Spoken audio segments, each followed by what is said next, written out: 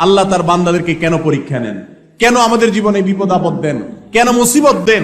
এর অন্যতম একটা কারণ হলো আল্লাহ রাব্বুল আলামিন আমাদেরকে আস্তে আস্তে আপার গ্রেডে উঠাতে চান।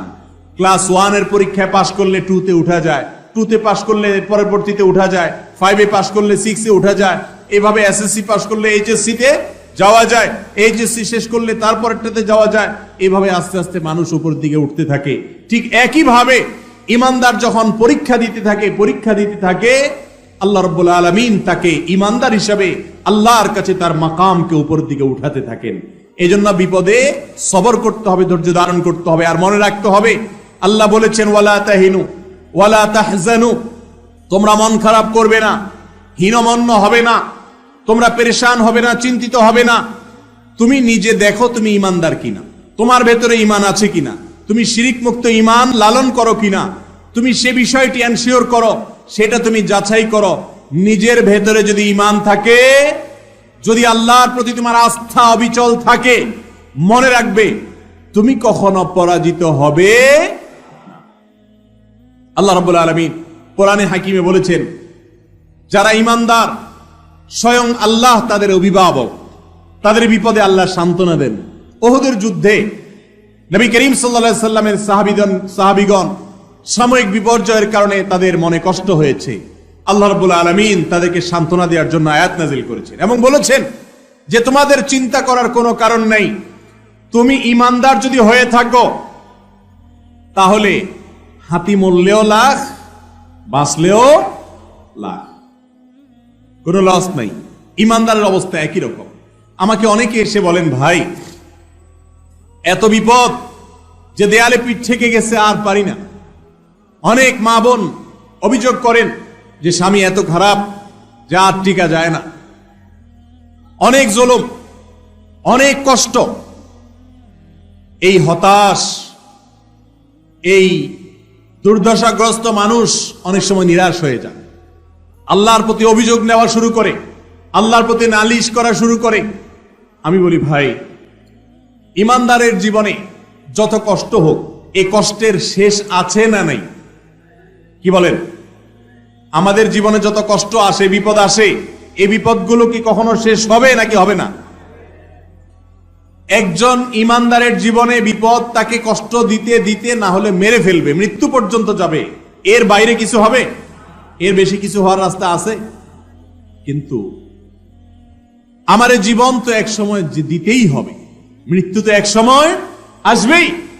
আমি যদি সবর করতে করতে মৃত্যুবরণ করতে পারি, আমি যদি ধৈর্য ধারণ করতে করতে মৃত্যুবরণ করতে পারি, তাহলে সেই মৃত্যু আমাকে অনন্ত অসীম কালের বিপদ থেকে রক্ষা করবে ইনশাআল্লাহ।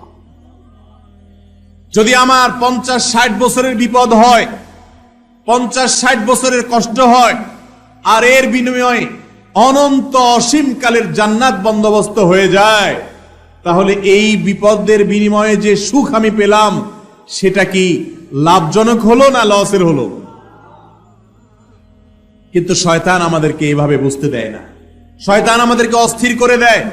মনে রাখবেন বিপদে যারা ভেঙে পড়েন, বিপদে যারা ব্যাকুল হয়ে অস্থির হয়ে হতাশ হয়ে যান, নিরাশ হয়ে যান, অনেক কপাল পোড়া আছে বলে না আমার আর রক্ষা হবে না, আমার আর বাঁচার কোনো রাস্তা নেই।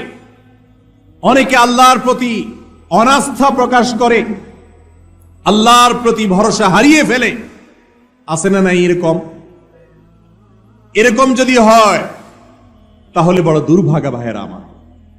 বিপদের কষ্ট করলেন আর আল্লাহর প্রতি আস্থা ভরসা ছেড়ে দিয়ে ঈমান হারা হয়ে জাহান্নামে যাওয়ার ব্যবস্থাও করলেন। একবার প্রিয় নবী সাল্লাল্লাহু আলাইহি সাল্লাম এক লোকের মাথার পাশে অসুস্থ অবস্থায় তাকে দেখতে গিয়েছেন, তার শুশ্রূষা করতে গিয়েছেন। নবী সাল্লাল্লাহু আলাইহি সাল্লাম বলছেন আল্লাহ চাহেন তো তুমি সুস্থ হয়ে যাবে। সে বলছে না, সুস্থ হব না। নবীর কথার উপর কথা বলেছে, সেজন্য আল্লাহ রাব্বুল আলামিন তাকে একটু পরেই ওয়াফাত দিয়ে দিয়েছে, সে মারা গেছে। আল্লাহ রাসূল সাল্লাল্লাহু আলাইহি সাল্লামের শান এবং মর্যাদা আল্লাহর কাছে এত বেশি যে আল্লাহ রাসূল সাল্লাল্লাহু আলাইহি সাল্লামের মুখের উপর কেউ বেয়াদবি করলে আল্লাহ রাব্বুল আলামিন তার শাস্তি দুনিয়াতে নিশ্চিত করেন, আখিরাতেরটা তো আছেই। স্বয়ং আল্লাহকে গালি দিলে আল্লাহ রাব্বুল আলামিন এত বেশি তড়িৎ গতিতে তার শাস্তি দেন না, যতটা আল্লাহ রাব্বুল আলামিন তার রাসূল সাল্লাল্লাহু আলাইহি সাল্লামের শান বেয়াদবি করলে দেন। এই জন্য রাসূল সাল্লাল্লাহু আলাইহি সাল্লামের সুন্নাতকে অনুকরণ করা, অনুসরণ করা, তার আদর্শকে মেনে চলার চেষ্টা আমাদের করতে হবে। মুহতারাম হাজরিন, রাসূল করিম সাল্লাল্লাহু আলাইহি ওয়াসাল্লাম আমাদেরকে অভয় দিয়েছেন, সাহস দিয়েছেন। যখন বিপদ আসলে কেউ ভেঙে পড়ে, অনেক মুরব্বীদেরকে দেখবেন বিপদ আসলে এমন কথা বলে যে ঈমান চলে যায়। হয়তো নিজের আদরের ছেলেটা মারা গেছে, অনেকে বলে যে আজরাইল আর কাউকে দেখলো না, আমার ছেলেটা নিয়ে শুধু দেখছে, এরকম বলে না অনেকে। ভাইরা আমার, আল্লাহ রাব্বুল আলামিন বলেছেন ওয়ালা ইয়াইআস মির রাউহিল্লাহ ইল্লাল কওমুল কাফিরুন। আল্লাহর রহমত থেকে যদি কেউ নিরাশ হয়ে যায় যে না আর হবে না, অনেক সময় আমরা অনেক ভাইরা আছে না জেনে বলে ফেলে, মূর্খতার সাথে কুফরি কালাম বলে ফেলে, বলে আল্লাহ নেমে আসলেও পারবে না। নাউজুবিল্লাহ। আল্লাহ পারবেন না এমন কোন কাজ আছে? আল্লাহ রাব্বুল আলামিনের গুণবাচক নাম হলো কাদির, ফাআলুল লিমা ইয়াশা। আল্লাহ যা ইচ্ছা তা করতে পারেন, সব কিছু করতে আল্লাহ সক্ষম। আল্লাহর সক্ষমতার বাইরে, আল্লাহর ক্ষমতার বাইরে কোনো কিছু আছে? যদি কোনো মুসলমানের সন্তান বলে যে আল্লাহ নেমে আসলো এটা পারবে না, তাহলে তার ঈমান থাকবে?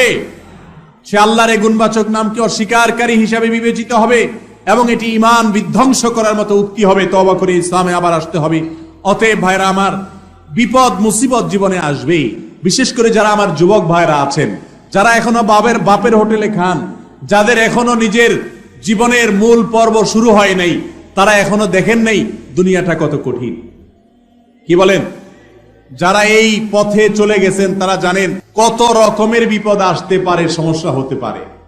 এই সমস্ত বিপদের সময় হাসি মুখে সেটাকে বরণ করে নেওয়া, আল্লাহর ফয়সালায় সন্তুষ্ট হওয়া। বিপদ হয়েছে এই কথা মনে করা যে এর মাঝে আমার কল্যাণ আছে, এর মাঝে আমার কি আছে? কল্যাণ আছে। অনেক সময় আমাদের বিপদ হয়। ধরেন আপনি ঢাকা যাবেন, গাড়ি ছুটে গেছে, আপনি যেতে যেতে দেখলেন বাস ছেড়ে দিয়ে চলে গেছে, আপনার বাসটা মিস হয়ে গেছে, লাস্ট ট্রিপ ছিল, যেতে পারেন নাই, মেজাজ গরম হয়, হওয়াটাই স্বাভাবিক, মনটা খারাপ হয়। কিন্তু এমন যদি হয় যে ওই বাসে যাওয়াটা আপনার জন্য অকল্যাণের ছিল, আল্লাহ বরং আপনাকে বাঁচিয়ে দিয়েছেন, তাহলে সেটা ভালো না খারাপ? একবার এক লোক মক্কায় হোটেল ব্যবসা করে, আমার পরিচিত, অনেক দিন ধরে হোটেল ব্যবসা করে। বাংলাদেশ থেকে হাজী সাহেবরা, উমরাকারীরা যখন যায় তাদের কাছে হোটেল ভাড়া দেয়। সৌদি মালিক থেকে গোটা বিল্ডিং ভাড়া নিয়ে নিছে, 12 মাস হোটেল ভাড়া দিয়ে আসে, ব্যবসা করে। তার হোটেলে মাঝে মধ্যে আমিও ছিলাম। একবার সে দেখলাম হঠাৎ করে মন খারাপ করে বসে আছে, অনেক মন খারাপ। বললাম ভাই কোনো সমস্যা? বলে হুজুর সমস্যা তো অনেক বড়। কি সমস্যা বলেন দেখি? বলেন হুজুর সমস্যা হলো আমি এই হোটেলটা বহুদিন ধরে এটা ধরে রাখছি, মালিকের কাছ থেকে নিয়ে আমি ব্যবসা করি। আল্লাহ তাআলা আমার রিজিকের ব্যবস্থা এর মাধ্যমে করেন। আমারই স্বদেশী আরেক ভাই, সে এসে আমার মালিকের সাথে গোপনে কথা বলে আমি যেই টাকা নেই তার চাইতে আরো 2 লক্ষ রিয়াল কম বেশি, 2 লক্ষ রিয়াল বেশি দিয়ে সে এটা তার কাছ থেকে নিয়ে নিছে গোপনে গোপনে। আমি যেখানে 10 লাখ রিয়াল দিয়াও ব্যবসা করতে কষ্ট হয়, সে আরো 2 লাখ বেশি দিয়ে কিভাবে ব্যবসা করবে? পারবে তো না, কিন্তু আমার ক্ষতিটা সে করবে। আমার হাত থেকে হোটেলটা ছুটে গেল, এটা দিয়েই সারা জীবন ব্যবসা করছি। আমার মন খারাপ হয়ে গেছে, হুজুর দেশে চলে যাবো, আর করবো না, মক্কায় ব্যবসাই করবো না। কারণ এত বড় একটা আঘাত, এত বছরের আমার হোটেল হাতছাড়া হয়ে গেল। লোকটা মন খারাপ করে দেশে চলে আসছে। দেশে চলে আসার কিছুদিন পর, সামান্য কিছুদিন পরে পৃথিবীতে করোনা এসে হাজির হয়ে গেছে। কি আসছে? করোনা ভাইরাস এসে হাজির। করোনা ভাইরাস আসার পরে মক্কাতে তো হাজি লাখে লাখে যাওয়া শুরু করছে, তাই না? কি হয়েছে? তবে হাজিদের যাতায়াত একেবারেই বন্ধ। যেই লোক ষড়যন্ত্র করে 2 লাখ রিয়াল বেশি দিয়া মালিকের সাথে বাউ করে নিয়ে নিছে, সে 2 বছর বসে বসে মালিকরে ভাড়া দিছে। 2 বছরে 1200 রিয়াল করে 2400 রিয়াল, প্রায় 2.5 মিলিয়ন রিয়াল বসে বসে ভাড়া দিচ্ছে। হাজি একটাও নাই, ব্যবসা নাই, ভাড়া তো অগ্রিম দিতে হয়। সৌদি আরবে ভাড়া অগ্রিম দিতে হয়। যারা সৌদি প্রবাসী তারা জান, ভাড়া তো আগে দিয়ে রাখতে হয়। ভাড়া তো দেওয়া শেষ সৌদিরে, সৌদি তো টাকা নিয়ে শেষ, রিয়াল নিয়ে শেষ। আর এই বেচারা 2 বছর কোনো হাজি নাই, বেকার 2-2.5 বছর। সে আরো 10 বছর এই হোটেলে ব্যবসা করেও 2.5 মিলিয়ন লাভ করতে পারবে না, কিন্তু 2 বছরে সেটা শেষ।